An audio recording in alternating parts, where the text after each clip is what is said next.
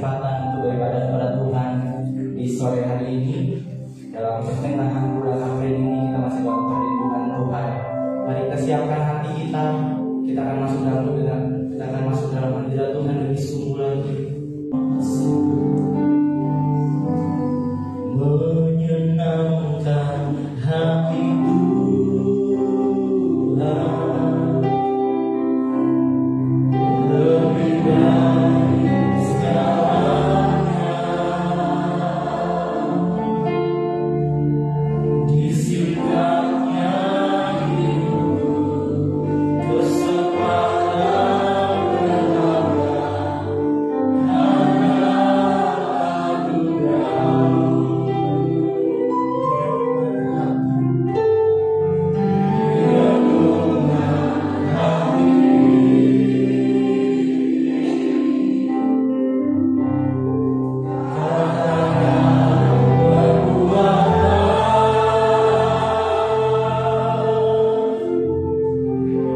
semua rencanaku, semua cita-citaku, seluruh kehendak. Mereka semua berdiri menyenangkan hati Tuhan lebih dari segalanya. Disingkatnya hidup kesempatan berharga karena anugerah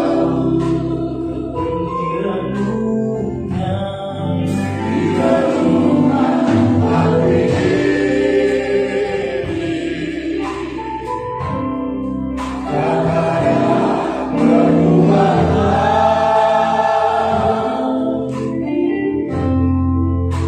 Semua rencanaku, semua cita-citaku, seluruh kehendak.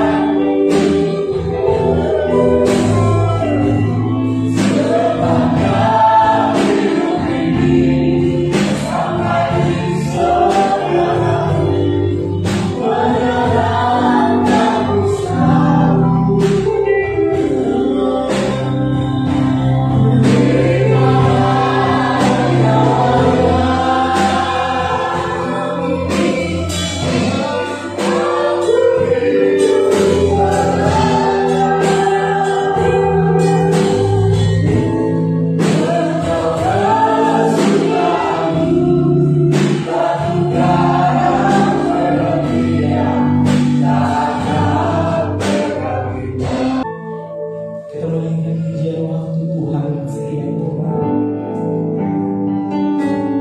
Bila kau diizinkan sesuatu terjadi, ku percaya semua untuk kebaikanku. Bila nanti telah dibawaku, percaya kuasa-Mu memulihkan hidupku. Dan Kau izinkan sesuatu terjadi.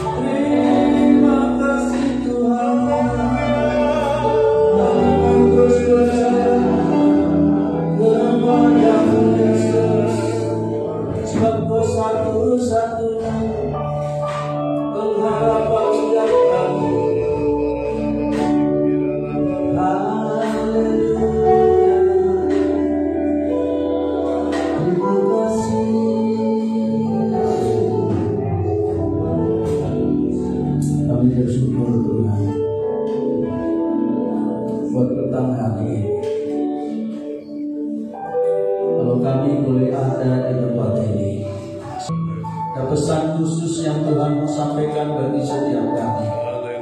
Jangan Kau berikan kepada setiap kami Tuhan telinga seorang murid, sebab kami mau mendengar dengan benar dengan baik akan suara-Mu.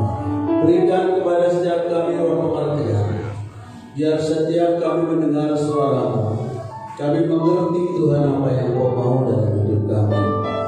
Berkati hamba-Mu yang sore ini kembali Tuhan, berikan kepercayaan untuk menyampaikan isi hati. Urapan baru Tuhan anugerahkan bagi hamba-Mu. Hikmat Tuhan berikan bagi hamba-Mu, supaya yang hamba-Mu sampaikan saat ini Tuhan benar-benar suara-Mu sendiri. Hamba-Mu yang menjadi alat-Mu Tuhan. Biarlah Allah, Kau yang berdaulat atas setiap kami, Kau yang menguasai roh jiwa tubuh kami, Kau yang menutup, membungkus, menyelimuti setiap kami dengan kuasa darah.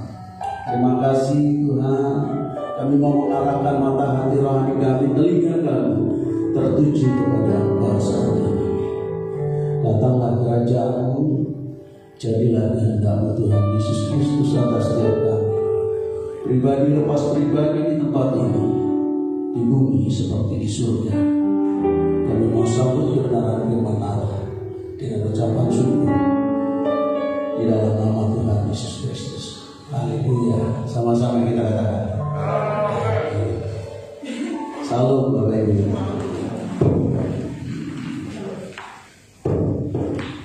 Terima kasih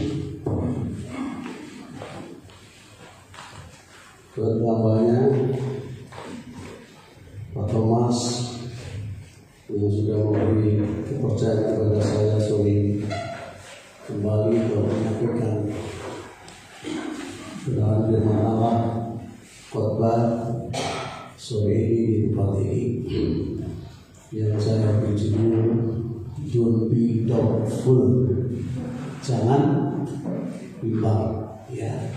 Jangan bimbang. Saudara, seringkali orang Kristen mengalami kebimbangan. Ya, seringkali kita sebagai orang Kristen yang mengaku percaya Yesus diliputi dengan keraguan-keraguan melangkah bersama Tuhan.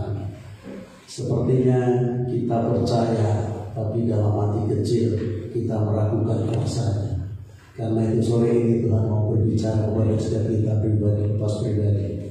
Jangan bimbang, amin. Jangan bimbang, ya. Don't be doubtful. Saudara, iman kita yang akan bisa membuka jalan, ya. Iman saudara dan saya yang bisa membuka jalan bagi kita untuk mengalami janji-janji Tuhan, amin. Amin. Tetapi saudara, kalau kita mengalami keraguan, kita mengalami kebimbangan, justru itu yang akan menghambat diri kita untuk mengalami janji-janji Tuhan di dalam hidup setiap kita. Karena itu saudara, sekali lagi jangan bimbang, ya, jangan pernah ragu.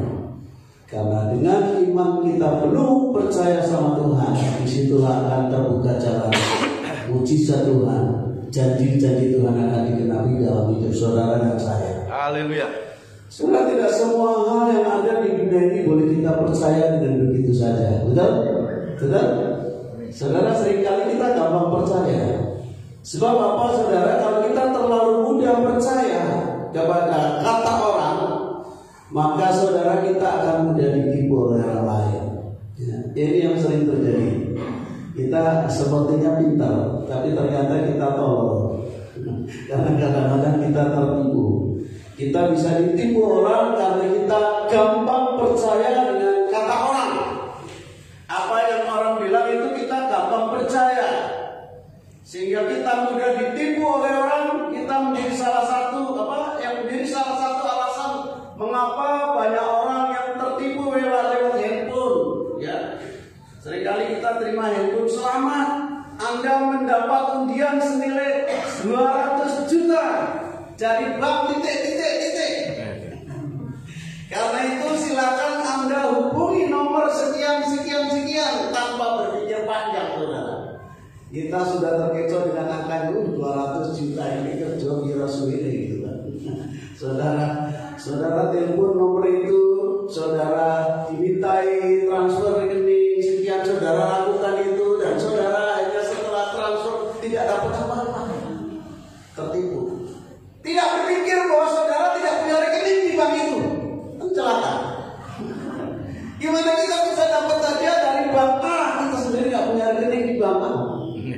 Seringkali kita tertipu karena kita percaya, ya.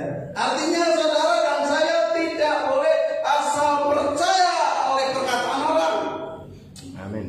Saudara dan saya perlu memilah, perlu memilih, perlu menimbang dengan baik sebelum mempercayainya. Tetapi perlu digarisbawahi. Di sisi lain, kalau saudara dan saya melakukan hal-hal yang seharusnya kita percayai, kalau saudara dan saya melakukan hal-hal yang seharusnya kita percayai, maka kita akan mengalami kerugian. Betul? Kita akan mengalami kerugian. Coba kita akan baca dulu di dalam Yohanes 20 ayat 24-25. Ya. Yohanes 20 ayat 24 sampai dengan 25.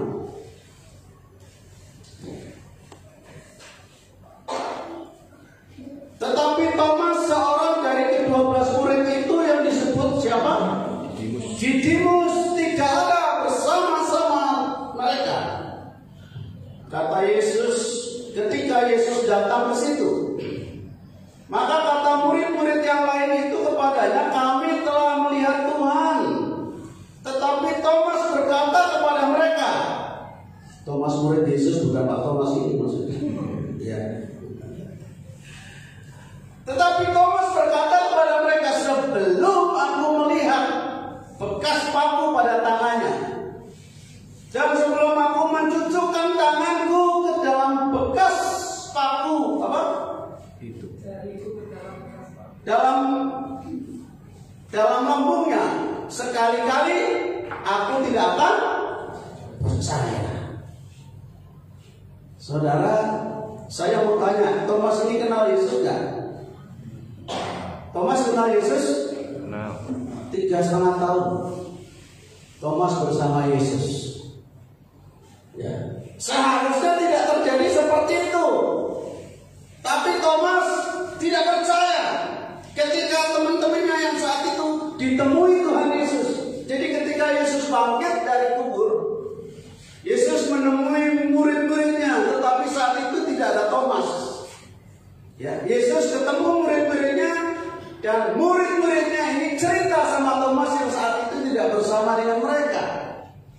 Ya. Tetapi apa yang terjadi ketika murid-murid yang lain cerita sama Thomas, Thomas ragu-ragu, Thomas bimbang. Kalau Yesus benar-benar bangkit, makanya responnya seperti ini. Sebelum aku melihat bekas paku pada tangannya, dan sebelum aku mencucukkan jariku ke dalam bekas paku itu, dan mencucukkan tanganku ke dalam lambungnya, sekali-kali aku tidak akan percaya. Saudara, bisa rugi nggak ini? Bisa rugi nggak? Bisa rugi. Kalau Yesus tidak merespon dengan baik, artinya kalau Yesus tidak menaruh kepedulian kepada Thomas, nanti kita akan simak berikutnya. Bagaimana sikap Yesus akhirnya? Kalau Yesus, seandainya Yesus tidak peduli sama Thomas, maka Thomas akan terhilang. Karena tidak percaya sama Yesus, tidak percaya kepada kebangkitan Yesus. Ya, terhadap keraguan kebimbangan Thomas itu, Yesus tidak berdiam diri, saudara. Yesus tidak berdiam diri.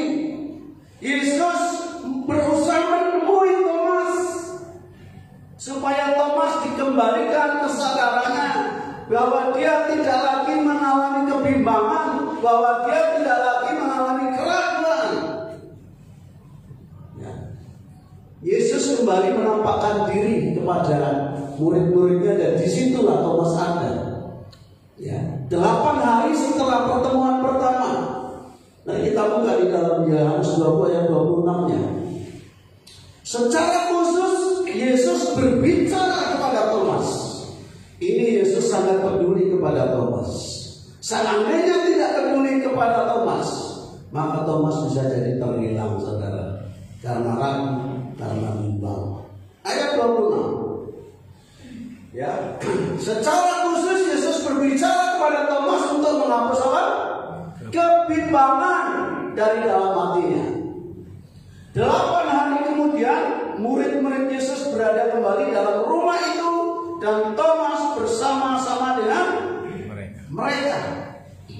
Sementara pintu-pintu terkunci, Yesus datang dan dia berdiri di tengah-tengah mereka dan berkata, "Damai sejahtera bagi kamu."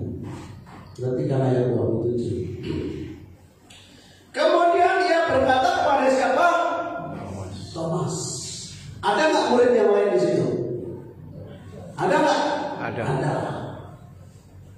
Kemudian dia berkata kepada Thomas, secara khusus dia berkata kepada Thomas, "Taruhlah jarimu di sini dan lihatlah tanganmu. Ulurkanlah tanganmu dan cucukkan ke dalam lambungku, dan jangan engkau tidak percaya lagi, melainkan percayalah." Thomas menjawab, "Ya Tuhanku dan Allah." Kata Yesus kepadanya, "Karena engkau telah melihat aku, maka engkau percaya. Berbahagialah mereka yang tidak melihat, namun percaya."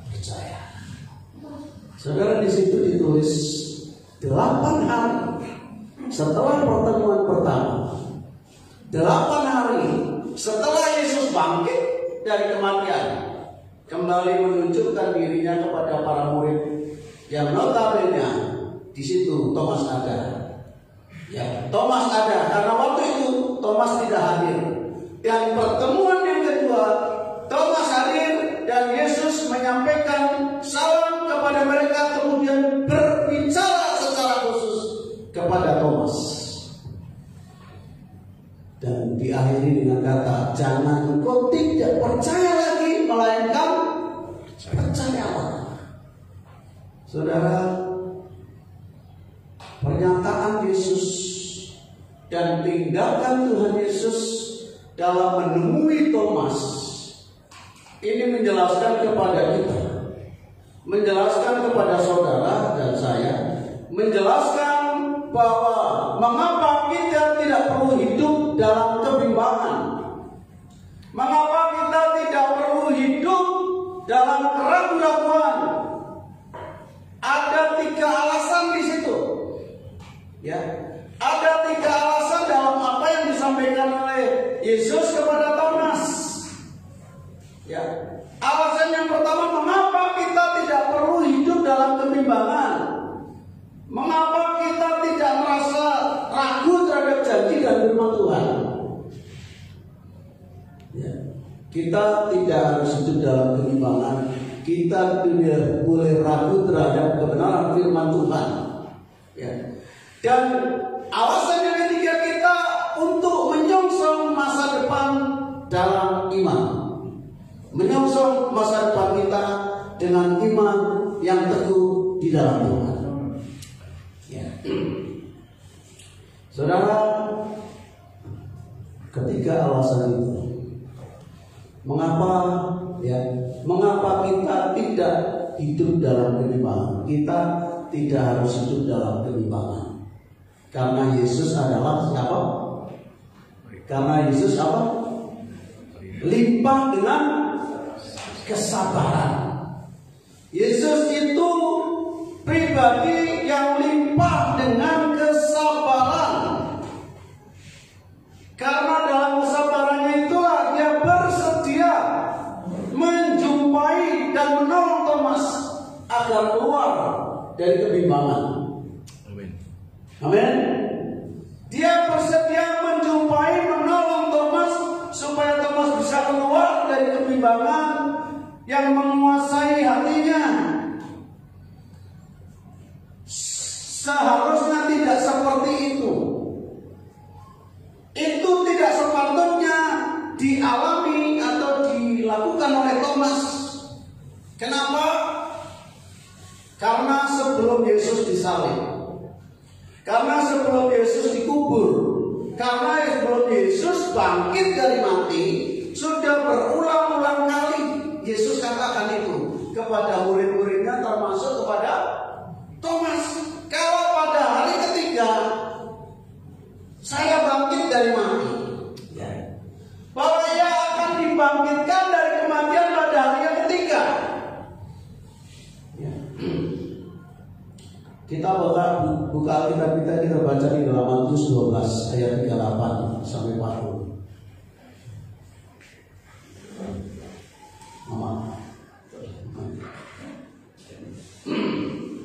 Matius, saya tidak catat di slide, mungkin bisa dibantu bukakan Alkitabnya.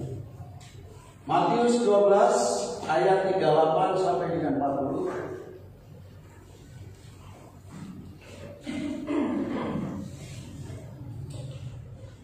Pada waktu itu berkatalah beberapa ahli Taurat dan orang Farisi kepada Yesus, "Guru, kami ingin melihat suatu tanda daripadamu." Jawab Yesus di ayat 39, "Tetapi jawabnya kepada mereka, angkatan yang jahat dan tidak setia ini menuntut suatu tanda, tetapi kepada mereka tidak akan diberikan tanda selain tanda Nabi Yunus. Selain tanda Nabi Yunus. Kenapa? Apa tanda Nabi Yunus? Berapa lama Yunus diperut ikan? Yunus ada di perut ikan 3 hari, setelah itu dimuntahkan. Berapa hari Yesus bangkit setelah mati? Sebab seperti Yunus tinggal di dalam perut ikan 3 hari 3 malam, ayat yang ke-40.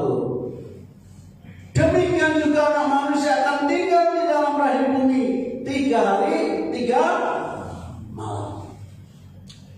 Bahkan kalau kita baca di dalam Matius 16 ayat 21, di situ secara gamblang Yesus berkata kepada mereka bahwa ia akan mengalami aniaya di Yerusalem.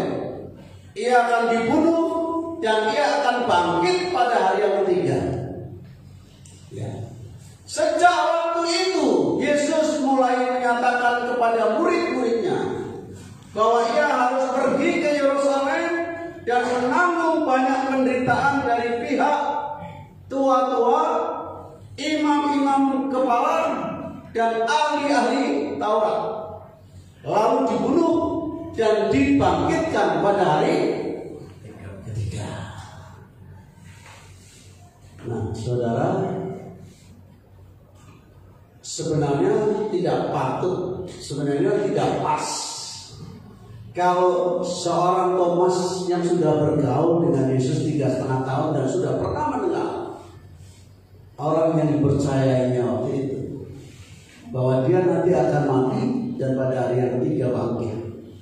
Tapi ketika dia mendengar berita dari murid-murid yang lain, dia tidak percaya. Dia ragu, dia bimbang. Saya mau tanya, apakah Yesus ini suka ingkar janji? Halo? Halo? Tuhan Yesus tidak pernah ingkar janji, karena dia bukan pribadi yang suka ingkar janji. Ya. Dia tidak pernah ingkar janji, karena itu tidak wajar kalau Thomas melakukan pernyataan yang ia ucapkan itu. Betul? Sangat tidak wajar ketika dia mendengar laporan dari murid-murid yang lain, Thomas meragukan itu. Saya lagi 3,5 tahun bukan waktu yang baik. Kita bergaul dengan seseorang 3,5 tahun, pasti kita tahu kelemahan, kekurangan, kelebihannya. Betul? Betul? Dan kita pasti tahu orang tipikal orang ini seperti apa. Dan Thomas tahu kalau Tuhan Yesus itu bukan tipikal orang yang ingkar janji. Karena Yesus itu bukan tipikal yang asbun. Apa itu? Alias asal bunyi. Ya. Yesus selalu menepati janji yang diucapkan. Amin. Amin. Yesus selalu menepati janji yang diucapkan. Makanya ketika Yesus tanya kepada muridnya, Petrus menjawab di depan Thomas. Ya, Di Yohanes 6 ayat 67 sampai dengan 69, Firman Tuhan katakan seperti ini. Simon Petrus berkata kepada Yesus di hadapan para murid yang lain, termasuk di hadapan Thomas. Maka kata Yesus kepada ke-12 muridnya, apakah kamu tidak mau pergi juga? Jawab Simon Petrus kepada Tuhan, ini di hadapan Thomas ini, kepada siapakah kami akan pergi?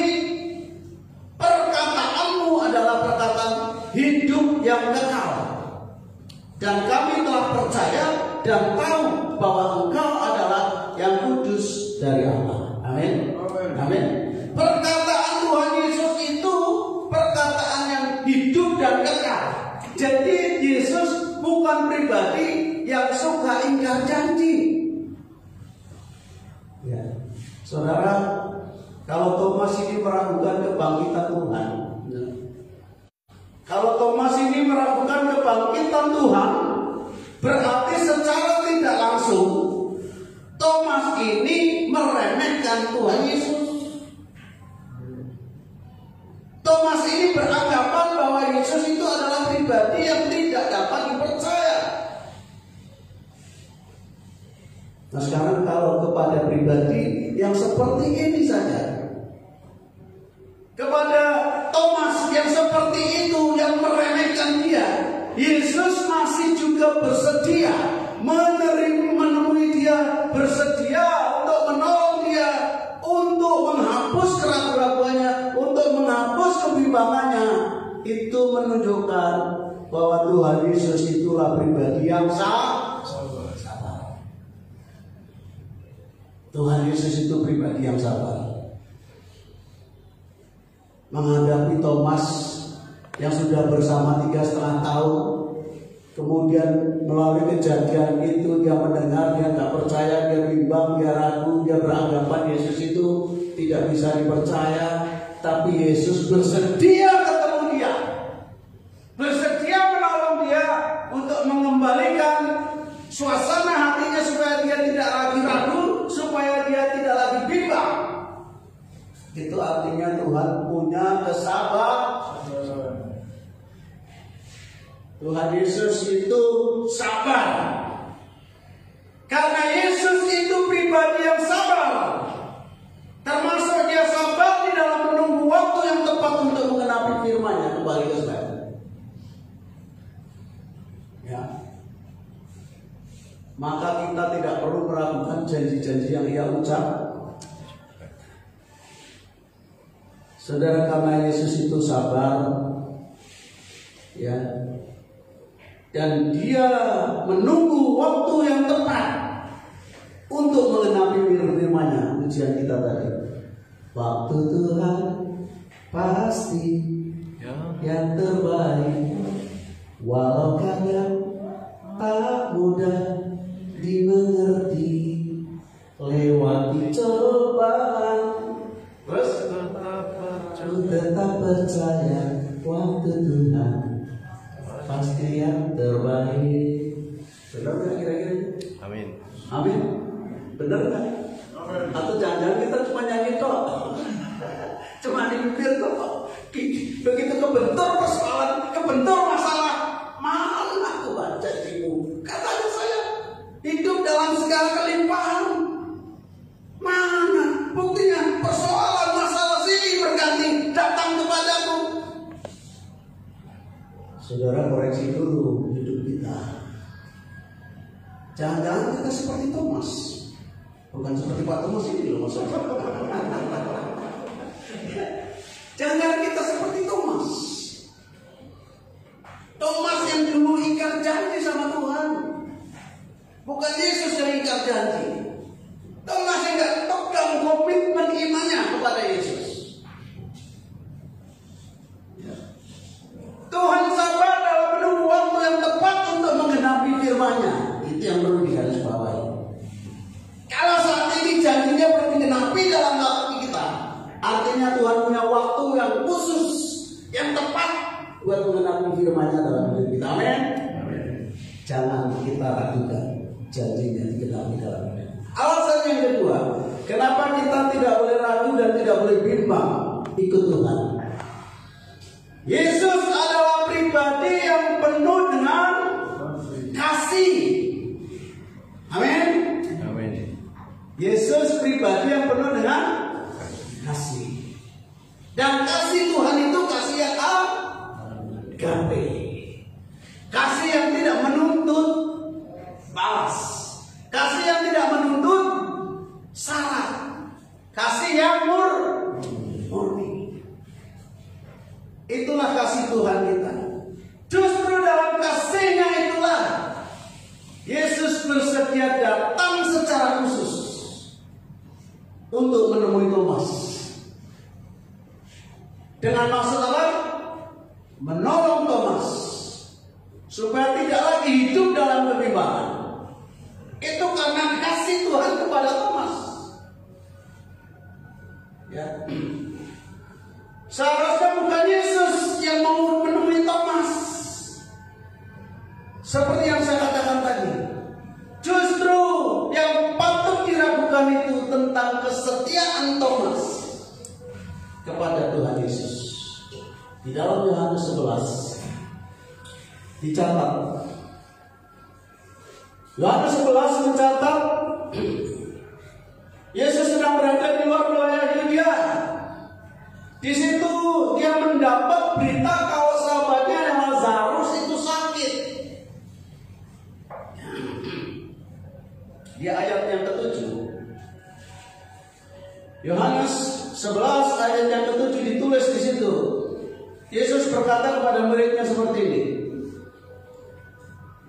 Begitu Yesus mendengar berita Lazarus sakit, dia bilang, mari kita kembali lagi ke Yudea. Artinya Tuhan mengajak murid-muridnya kembali untuk ke Betania, ke Yudea, menemui siapa? Menemui siapa? Lazarus. Untuk apa? Untuk menolong Lazarus. Saudara menanggapi itu, murid-muridnya mengatakan seperti ini. Bukankah baru-baru ini orang Yahudi mencoba melempari engkau? Masihkah engkau mau kembali ke sana? Saudara, ini jagoannya muncul. Si Thomas tadi. Ini yang akhirnya kalimat ini dipungkiri oleh si Thomas. Apa yang dikatakan Thomas ketika murid yang lain katakan, bukankah orang Yahudi akan melempari engkau? Masih berani kalau kembali ke sana? Apa yang dibilang Thomas? Marilah kita pergi juga untuk mati bersama-sama dengan dia. Ini kalimat gagah perkasa. Marilah kita pergi juga untuk mati bersama-sama dengan dia. Ya. Yohanes 11 ayat 16. Ini kalimat gagah berani. Dan itu tidak dipenuhi oleh Thomas. Thomas tidak bisa memenuhi apa yang dia katakan itu. Buktinya ketika di Getsemani, ketika Tuhan Yesus ditangkap di Getsemani, apa yang dilakukan Thomas? Thomas gacir. Thomas yang gacir. Thomas murid Yesus gacir meninggalkan Yesus seorang diri. Ya. Thomas bersama murid yang lain melarikan diri dan meninggalkan Yesus menghadapi bahaya seorang diri. Nggak sesuai dengan perkataan ini, saudara. Marilah kita pergi juga untuk mati bersama-sama dengan dia.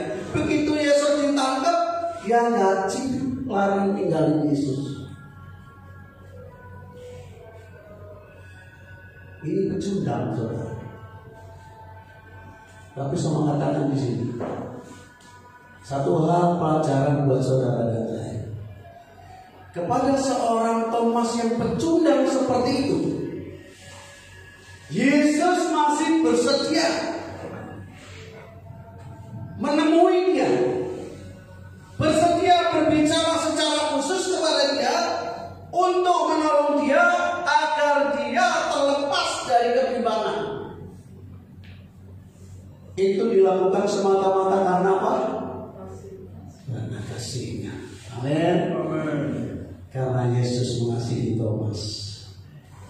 Karena Tuhan Yesus kasihnya sangat besar kepada Thomas. Yang percaya dalam amin. Dan Yesus mengasihi saudara dan saya besar. Amin. Kasih Tuhan Yesus yang besar ini yang memungkinkan saudara dan saya untuk tidak hidup di dalam kebimbangan. Sebaliknya saudara dan saya harus hidup di dalam iman kepada Dia. Amin. Kasih Kristus menghapus kebimbangan dalam hidupku. Mari saudara katakan ibadah Paulus yang bisa bekerja. Kasih Yesus menghapus kebimbangan dalam hidupku. Katakan itu dengan segenap hati. Amin. Saudara, kalau itu dikatakan dengan segenap hati, pernyataan yang sederhana seperti itu, saudara, itu akan menolong kita untuk keluar dari kebimbangan. Amin. Dan kita akan berjalan di dalam iman kepada Kristus yang kasihnya tidak perlu lagi kita ragukan. Yang percaya katakan amin. Amin. Karena itu perkataan itu saudara dengan iman. Kasih Kristus menghapus kebimbangan dalam hidupku. Haleluya. Ya, dan persoalan pandemi COVID-19 masih ada. Tapi ketika saudara tetap beriman kepada Yesus, percaya sama Yesus, Tuhan akan jaga kita. Amin. Amin. Tuhan tolong kita. Sudah MPC Metro hari ini banyak yang kenal. Tapi puji Tuhan, Tuhan tolong. Beberapa sudah disembuhkan, lalu beberapa masih dirawat. Saudara yang ada di sini, kasih Tuhan luar biasa kepada saudara. Amin. Karena sampai detik ini saudara masih bisa onsite ibadah seperti dari malam. Karena semata-mata bukan dari Tuhan kita, bukan karena kelebihan kita, tapi karena Tuhan mengasihi saudara dan saya. Amin. Metro gak bisa online, gak bisa onsite. Maksudnya tadinya kan kalau gak bisa onsite dia online sendiri. Sekarang terpaksa harus ikuti Bandung.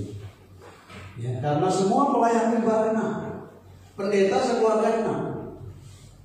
Ya, dan hari ini saya sudah dengar berita pendeta dan kembali dari rumah sakit sekeluarga. Perawatan di rumah. Kasih Tuhan yang besar, ya, itu yang bisa membuat kita, yang bisa kita menolong kita untuk keluar dari kebimbangan. Amin. Dan yang bisa membuat kita berjalan di dalam iman kepada Yesus yang tidak perlu kita lakukan lagi. Ya, alasannya ketiga. Kenapa saudara dan saya tidak harus khawatir, tidak harus ragu, tidak harus bimbang ikut Tuhan? Alasan yang ketiga, karena Yesus adalah pribadi yang kuasa dan kebangkitannya, pengetahuannya tidak terbatas. Mari katakan sama-sama. Yesus adalah pribadi yang kuasa dan pengetahuannya. Karena Tuhan kita, Allah kita, kuasa dan pengetahuannya tidak terbatas. Karena itu saudara dan saya tidak perlu ragu, tidak perlu bimbang ikut Tuhan. Amin. Sorry saya minum dulu. Saudara, itu terbukti lewat apa? Kemenangan firman Tuhan yang kita baca tadi. Di ayat 26 di sana dikatakan 8 hari kemudian murid-murid Yesus berada kembali dalam rumah itu dan Thomas bersama-sama dengan mereka.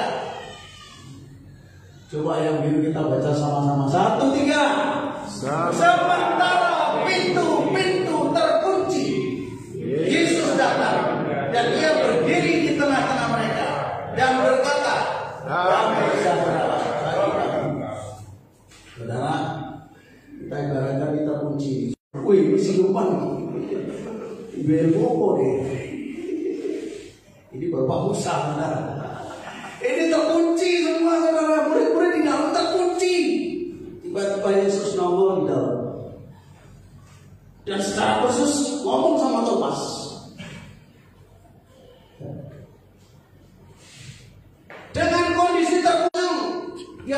ada di dalam.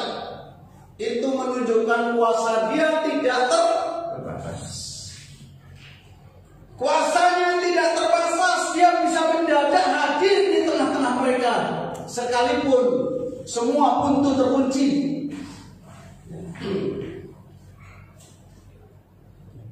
Yesus juga pengetahuannya tidak terbatas. Yesus waktu Thomas bilang kepada murid-murid yang lain, kalau aku belum mencucukkan tanganku ke lubangnya itu, ke lambungnya, ada nggak Yesus di situ?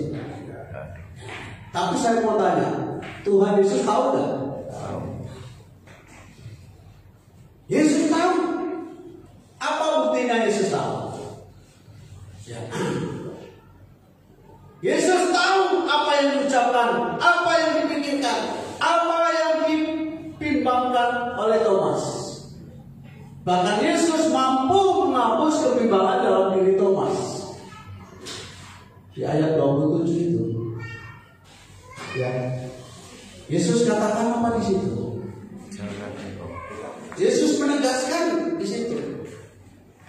Suruh lihat ini tangan, ini lambung. Makanya engkau jangan lagi bimbang, engkau jangan tidak percaya lagi, tapi percayalah. Amin. Yesus tahu apa yang diperkatakan Thomas kepada yang lain. Yesus tahu apa yang dipikirkan oleh Thomas.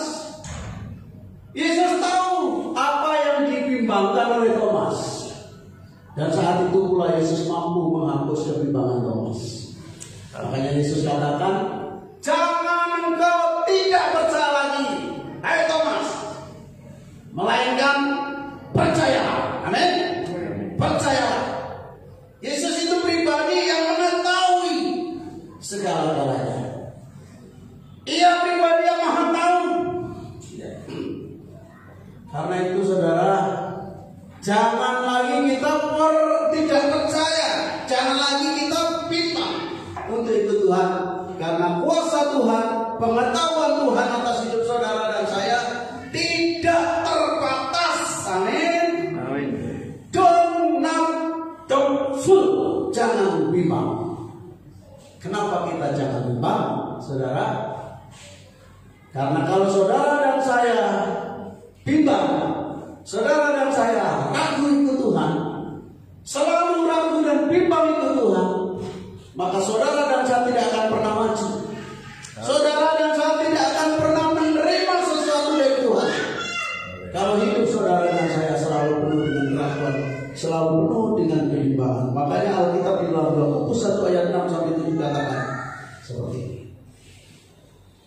Hendaklah ia memintanya dalam Iman. Dan sama sekali jangan bimbang. Sebab orang yang bimbang sama dengan gelombang laut yang diombang-ambingkan kian kemari oleh angin. Orang yang demikian janganlah mengira bahwa ia akan menerima sesuatu dari. Sekali lagi, do not doubtful, jangan bimbang. Amin. Jangan ragu, percayalah kepada Yesus. Kesimpulan penutupnya buat saudara. Coba diklik yang pertama. Kita naikkan pujian hatiku percaya. Saat kita melihat jalanku,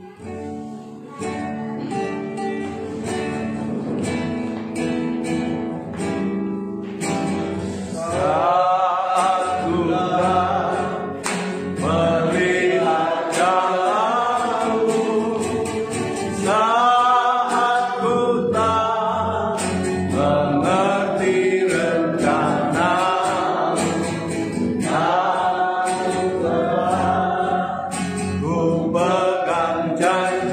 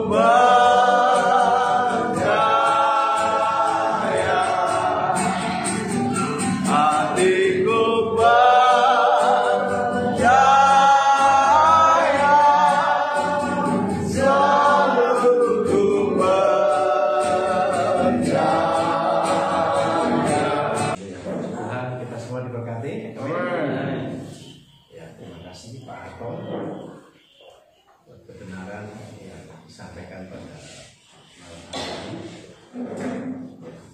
Jangan bimbang. Haleluya. Sama-sama katakan jangan bimbang. Jangan bimbang. Saudara, walaupun murid-murid sudah melihat mujizat hampir tiap hari berjalan sama Tuhan Yesus, ya, ternyata mereka masih bisa bimbang. Ya. Malam ini yang dibahas kebimbangan Thomas. Ya. Sebetulnya murid-murid yang lain juga bimbang, saudara ya. Petrus menyangkal Yesus 3 kali. Ya. Murid-murid yang lain juga mengalami kebimbangan karena memang ya saudara-saudara, Yesus yang dibanggakan tiba-tiba mati dan itu tidak bisa dimengerti oleh akal. Jadi kalau saudara menghadapi sesuatu yang tidak bisa dimengerti oleh akal, jangan buru-buru bimbang. Amin. Saudara beri kesempatan untuk Tuhan membela firman-Nya. Haleluya. Jadi kita sebagai manusia kadang-kadang juga nggak mengerti, saudara. Kita sebagai manusia kadang-kadang juga habis akal, ya jalan buntu. Tetapi inilah pentingnya kita setia beribadah. Ya, haleluya. Pasti orang yang setia beribadah imannya beda dengan orang yang nggak pernah dengar khotbah.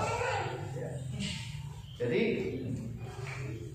kebimbangan itu bisa terjadi kepada siapa saja. Murid Yesus saja bimbang. Tapi kita sudah belajar, saudara.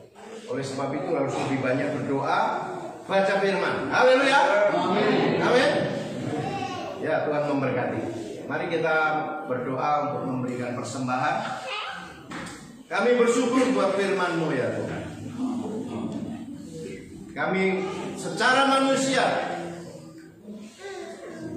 mengalami kesulitan untuk mempercayai hal-hal yang belum kami mengerti. Tetapi malam ini kami belajar untuk percaya karena Yesus adalah pribadi yang sabar. Yesus adalah pribadi yang mengetahui, mengasihi kami. Dan yang ketiga, Yesus adalah pribadi yang maha tahu. Haleluya. Haleluya. Apapun keadaan kami, kesulitan apapun, seharusnya membuat kami semakin menyediakan waktu untuk mengutamakan Tuhan. Haleluya. Karena orang yang setia pasti akan ditemui Tuhan. Orang yang setia pasti akan dibela Tuhan. Tidak akan ditinggalkan. Ampuni kami kalau selama ini kami tidak setia. Kalau kami tidak sungguh-sungguh mencari Tuhan, sehingga sering kali kami mengalami kebimbangan. Tuhan, malam ini Kau sudah berbicara kepada kami. Ya, firman-Mu tinggal tetap dan berbuah-buah dalam hidup kami. Kami tidak meragukan Tuhan dan berani mempercayai Tuhan, berani mengandalkan Tuhan, berani untuk menunggu, menantikan jawaban Tuhan. Terpujilah nama-Mu. Haleluya. Terima kasih buat firman-Mu. Pakai terus hamba-Mu Bapak Soeharto bersama keluarga untuk meneguhkan orang-orang percaya dengan tanda-tanda, dengan firman Tuhan yang diurapi. Terima kasih Bapak. Kami mau membawa persembahan kami kepada Tuhan sebagai bukti iman kami, kasih kami kepada Tuhan. Kami memberi dengan sukacita dalam nama Tuhan Yesus. Haleluya. Amin.